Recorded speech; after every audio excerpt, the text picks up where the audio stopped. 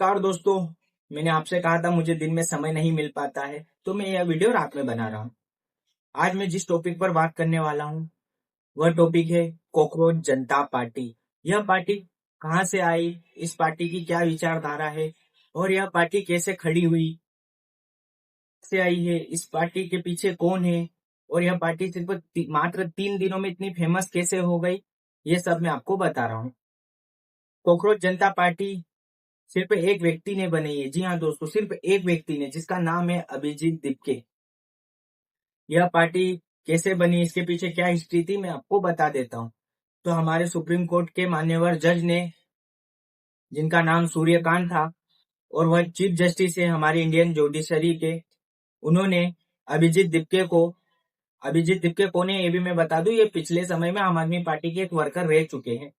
अभिजीत दीपके को हमारे Indian judiciary के जज बोलते हैं कि इंडियन यूथ कॉकरोच की तरह हो चुकी है, जिसे कोई काम काज नहीं है, वह बस इधर उधर एक्टिविस्ट होने का दावा करती है और को बड़गला रही है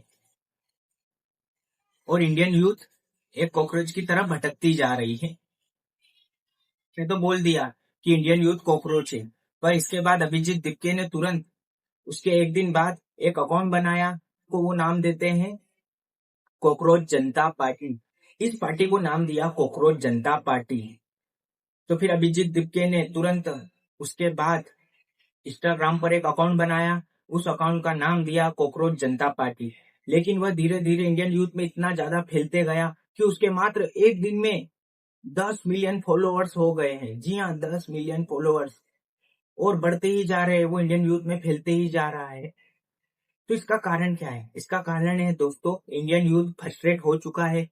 हर साल नीट के पेपर लीक होते हैं, युवाओं के पास रोजगार नहीं है, वैकेंसी भी निकलती है तो भ्रष्टाचार हो जाता है, नेताओं के लड़के उनकी नौकरी लग जाती है और स्टूडेंट रह जाता है।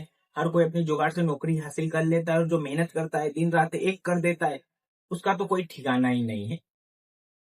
तो अब इंडियन यूथ समझ गई है, ना तो उनकी बीजेपी है ना तो उनकी कांग्रेस, उन्हें खुद ही आगे बढ़ना पड़ेगा और वो इस चीज में सही भी कर रहे हैं। आने वाले समय में उनके साथ गलत भी हो सकता है, आने वाले समय में उनके साथ कौन होगा कौन नहीं होगा यह देखने लायक होगा, पर जिस तरीके से आज इंडियन यूथ आगे आकर लड़ रही है, यह बहुत अच्छी बात है, क्योंकि इन्हें खुद ही आवाज उठानी पड़ेगी। भाई इनके साथ कोई आएगा कोई नहीं आएगा ये तो वक्त की बात है, पर जिस तरीके से आज इंडियन यूथ कॉकरोच जनता पार्टी से सोशल मीडिया में धावा बोल रही है, यह डर लग रहा है। और भाई इंडियन यूथ करे भी तो करे क्या? हर चीज में उनके हाथ पांव बांध दिए गए हैं इस तरीके से कि वो कुछ कर ही नहीं सकते हैं। गरीब लड़के के पास पैसे नहीं रहते, वो कॉलेज अच्छी जा नहीं सकता है, वो कोई वैकेंसी निकलती है वहां एग्जाम देने जाता है, वहां भ्रष्टाचार हो जाता है। तो क्या करे वो? अब उसे यही करना होगा। और अभी अभी आपने देखा है कि अभिजीत दीपके ने अभी सोशल मीडिया पे बताया है कि ट्विटर का अकाउंट उनका ब्लॉक कर दिया है और बोला क्या गया है, नेशनल सिक्योरिटी। तो ये हमारे देश की डेमोक्रेसी रह गई है, ये कि कोई किसी के खिलाफ बोल भी नहीं सकता। हम किस देश में रहे? हमारे देश में हमें हक मिला है, हम सरकार के खिलाफ बोल सकते हैं।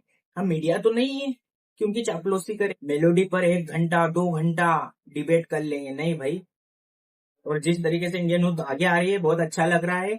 देखते हैं कि कॉकरोच जनता पार्टी कहां तक जाती है और कितनी आगे जाती है। इंडियन यूथ आगे बढ़ रही है, लड़ रही है, ये देखकर अच्छा लग रहा है और मैं भी इनके साथ आवाज उठा रहा हूँ। आप भी उठाइए और हमें ही उठाना है।